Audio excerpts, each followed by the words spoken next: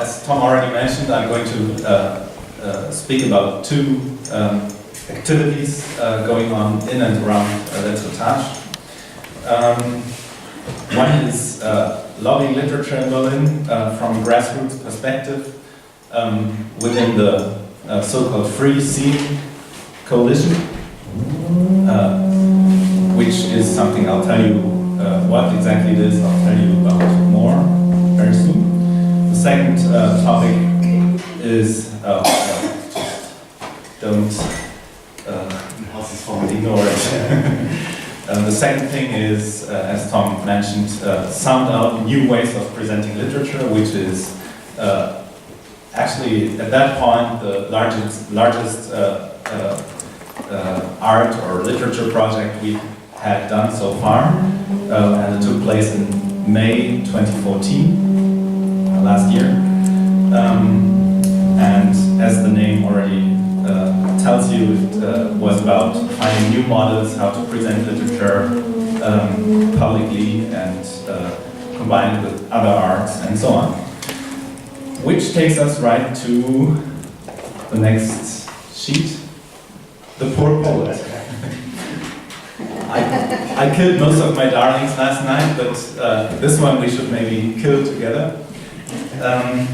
The Poor Poet, painting by Karl Spitzweg. Let me read some of his Wikipedia entry to you. He was born in Unterpfaffenhofen, the second of three sons of Franziska née Schmutzer and Simon Spitzweg. His father, a wealthy merchant, had Karl trained as a pharmacist. He attained his qualification from the University of Munich, but while recovering from an illness, he also took up painting. Upon receiving an inheritance in 1833, he was able to dedicate himself to painting. So forget about the poor poet or the poor artist. It's a romantic cliché. You don't need to be starving to create art. Rather, in order to dedicate yourself to art, you need at least some money. So, about the title of my speech, I like your work. Artists may hear that often, less often they hear, I like your work, so I'm going to pay for it.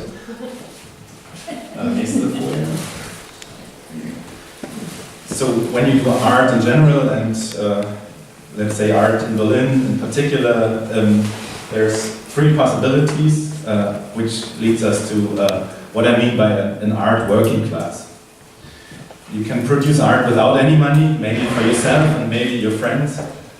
It may be art, but is it work? Or is a wealthy individual who doesn't have to work for money? That's one possibility. Or you can produce art while being employed in an institution that is regularly funded, for instance, as a theater director. But most professional artists, especially in literature, find themselves between the first two options, working as freelance artists. They are artists by profession. They are not at all working class in terms of education, but even though they have a higher education and enormous qualification, they often live on very little money with very low levels of social protection. Often they have additional daytime bread and butter jobs. Does that sound familiar to anyone? These people, as well as artists, groups, ensembles and institutions working without regular institutional budgets, we refer to as free scene or independent scene, based on the German funding system where you have those two categories of regularly funded institutions and project-funded groups. A few numbers on the cultural sphere in Berlin, or cultural support as well. About 2,000 people work in Berlin's funded institutions, and there are about roughly 40,000 freelance artists. The state budget for culture in Germany is usually a state issue. It's mostly paid by the states, not by the federal level. It's 400 million euros a year in Berlin, which sounds a lot, but I think it's something like only 2 or 3% of the total budget, maybe 4, I don't know. 95% of that sum, however, goes directly into the institutions. 135 million alone for 3 opera houses.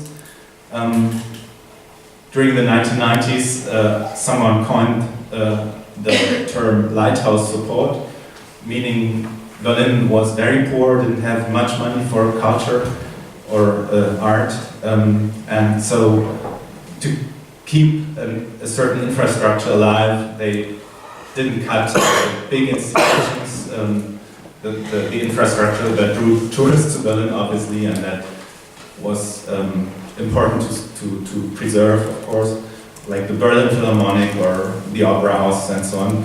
But the flip side of the coin was that everything else got neglected for quite a while.